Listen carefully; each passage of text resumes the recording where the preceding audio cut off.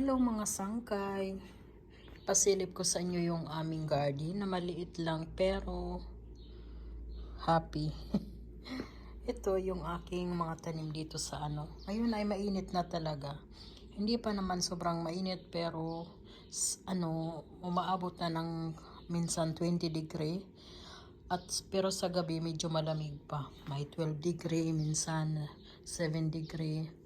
Kaya hindi pa ako masyadong naglabas ng mga gulay na tinanim ko dito sa loob.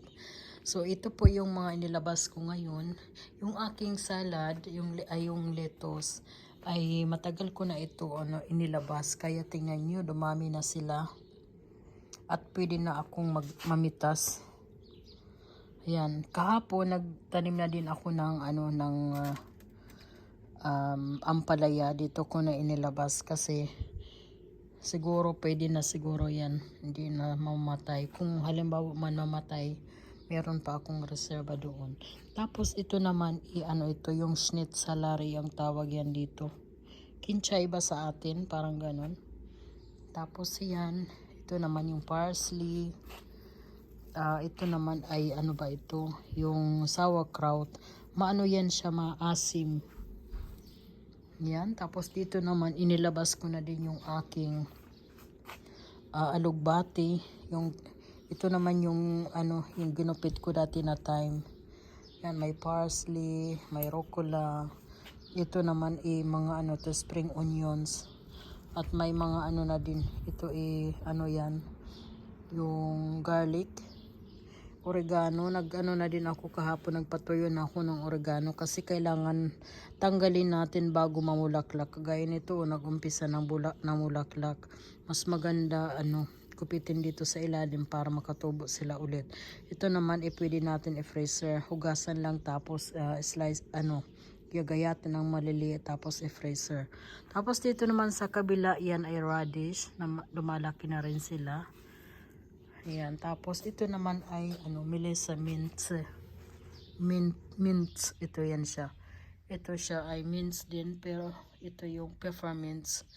Ito naman Melissa. Ang tawag yan dito. Masarap yan, ginagawa ko yung tea o kaya pinapanglaho ko ito sa sa gulay.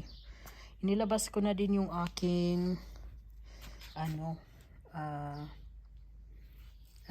ginger, luya, pero ilalagay ko din yan sa sa lupa.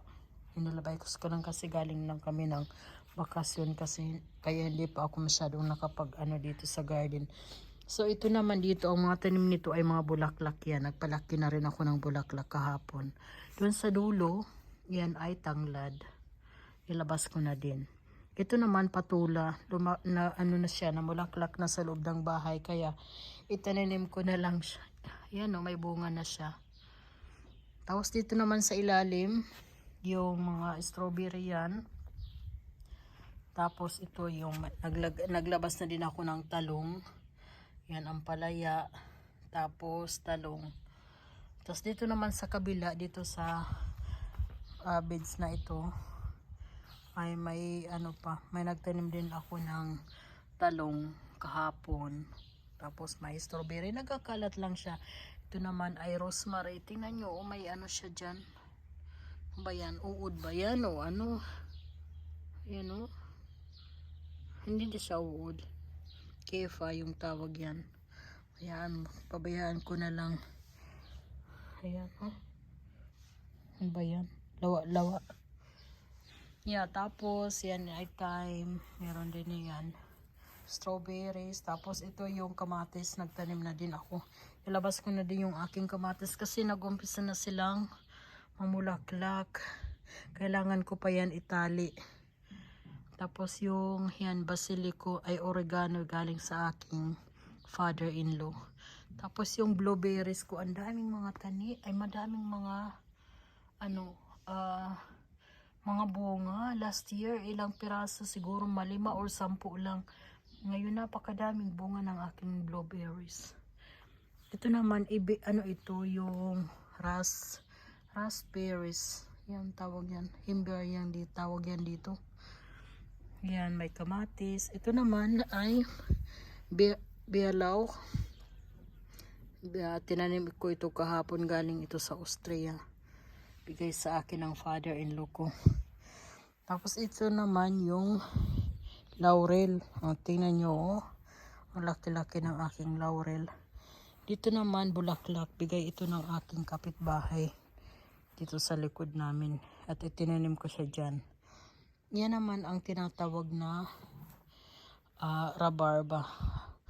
Pwede yan yung dahon niya. Ay, hindi yung dahon. Yung dito yung stem niya. Yung, naman tawag yung dito ba? Pwede yan gawing cake or jam.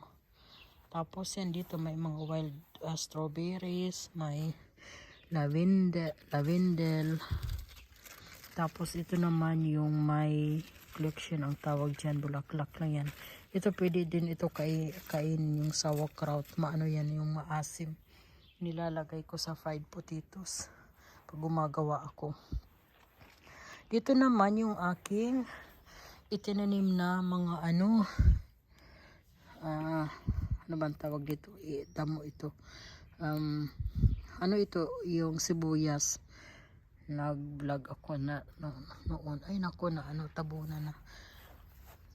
Yung ilalagay ko ito pag wala pa akong tinatanim, ilalagyan ko ng harang na ganito kasi si Volky inaano niya, binubungkal niya. Kaya habang wala pa akong itinatanim dyan muna yan mga na yan, kahoy. Ito naman ay patatas yan, lumaki na sila. Tapos ito mga sibuyas din, ipinaglalagay ko lang sila sa mga gilid para siyang damo, pero hindi siya naman talaga, hindi siya damo. Tapos dito naman sa kabila, yan ay mga bulaklak yan. Ang gaganda ng pagdating ng summer. Yan siya, yung yellow. Ito naman, ito, yung laurel din. Sarap pang adobo. Ayan, tapos yan. Paunti-unti na nagkakaroon ng kulay yung garden namin. Dahil, tingnan nyo, ito ang gustong-gusto ko. Yan ang tinatawag dito na yata ito, Steve Mutashin ang tawag. Ang ganda, magdalawa yung kulay niya. Ganon din dito sa kabila. So yan po, ito din parang meron ito sa atin sa Pilipinas, bulaklak. Yan, ang ganda ng kulay. Nga sa ngayon iniba-iba ko yung aking mga halaman kasi ay dito sa kasi laging nalang ganun. Ayan. So yan lang po mga sangkay, pasilip lang sa aking garden na ito. Mamaya magluluto na ako gagawa ako ng salad. Ayan. Ang ginagawa ko sa pagpitas ng salad, tinatanggal ko lang yung dahon para makatubo yung mga maliliit pa dyan. Hindi ko siya yung binubunot. So yan po mga sangkay, maraming salamat sa panonood. Hanggang sa susunod ko na lang ulit na vlog. Thank you for watching. Bye-bye.